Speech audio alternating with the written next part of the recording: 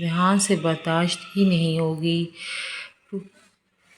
Next سین میں آپ یہ بھی دیکھیں گے کہ الف یہ بات بھی سوچتی ہے کہ اس کا تو پیچھے کوئی بھی نہیں ہے، لیکن ریحان کا تو پیچھے والد ہے، وہ اپنے والد کے ساتھ زندگی جی سکتا ہے، اس لیے وہ اس کے والد کے پاس جا کر اس بات کی تسلی دیتی ہے کہ وہ ضرور ریحان کو اپنا دل ڈونیٹ کرے گی، کیونکہ اس کے علاوہ کوئی اور دل اس کو میچ بھی نہیں ہو رہا۔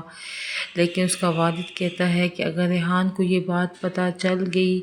تو پھر وہ تو زندگی ہار جائے گا، وہ تو تمہارے لیے زندہ رہنا چاہتا ہے، کیونکہ وہ بار بار مجھ سے یہی بات کہتا ہے کہ میں الف کے لیے زندگی جینا چاہتا ہوں، کیونکہ الف کا کوئی بھی نہیں ہے اور الف بالکل اکیلی رہ جائے گی اگر میں اس دنیا سے چلا گیا۔ تو الف اپنے سسر کو اس بات کا یقین دلاتی ہے کہ میں خط لکھ کر جاؤں گی اور یہ بات کہہ کے جاؤں گی کہ میں اپنی مرضی سے اپنا دل اسے ڈونیٹ کر رہی ہوں، اور جب یہ بات وہ دیکھے گا پڑھ کر تو اس کو اس بات کا احساس ہو جائے گا کہ میں نے اپنی محبت کی خاطر یہ سب کچھ کیا ہے۔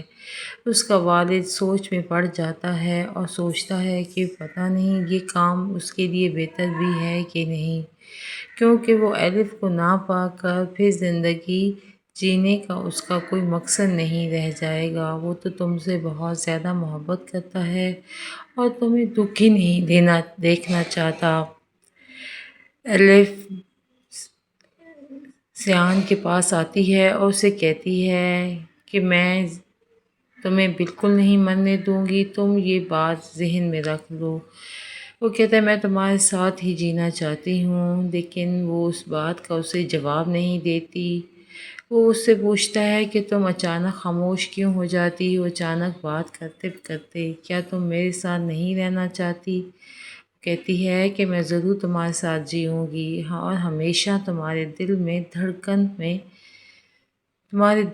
دھڑکن بن کر دھڑکتی رہوں گی۔ لیکن سیان کو اس بات کی بالکل سمجھ نہیں آ رہی ہوتی۔ وہ کہتا ہے کہ میں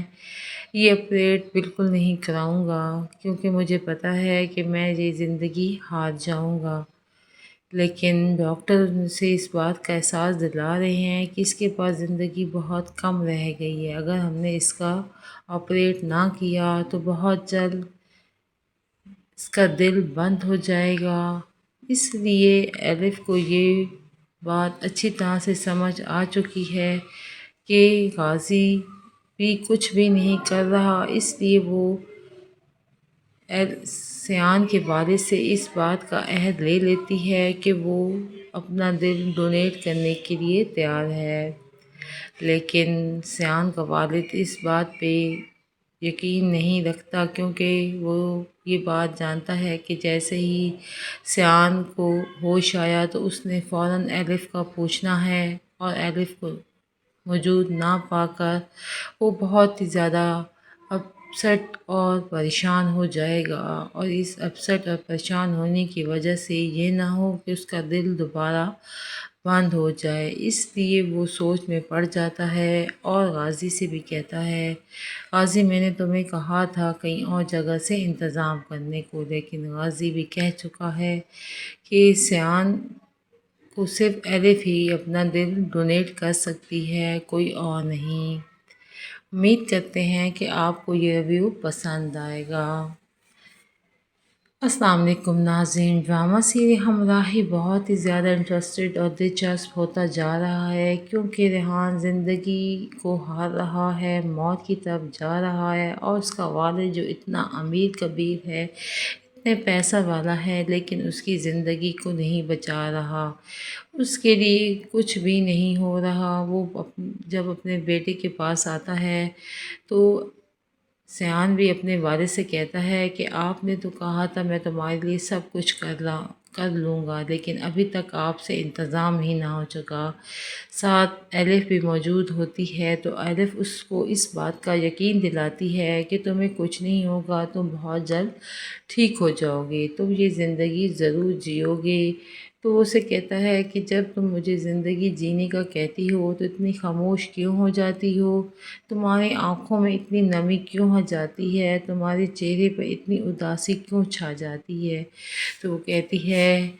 بالکل نہیں، میں بہت زیادہ خوش ہو جاؤں گی جب تم زندگی نئی ملے گی، کیونکہ میں تمہارے دل میں دھڑکن بن کر